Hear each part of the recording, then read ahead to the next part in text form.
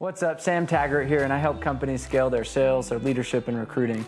And a lot of people want to know what's the difference between going from 100K a month to $1 million a month. And it's simply coming down to priming in the morning. What I mean by that is when you can get mentally, through breath work and meditation, yourself in a good state of mind of creativity, then all of a sudden it preps you for the rest of the day. And when we're trying to go from 100K a month to $1 million a month, what ends up happening is we need the creativity to expand beyond our daily routine.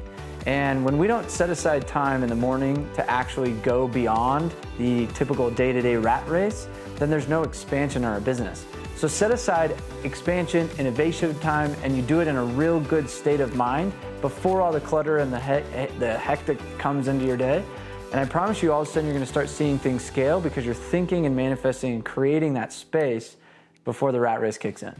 Check out our 2-day business boot camp where we're teaching over 50 systems on how to go onboard, recruit, train, go scale leadership, pay, hierarchy, all of those things on a very detailed level that's tried, true, and worked over and over and over again with hundreds of companies.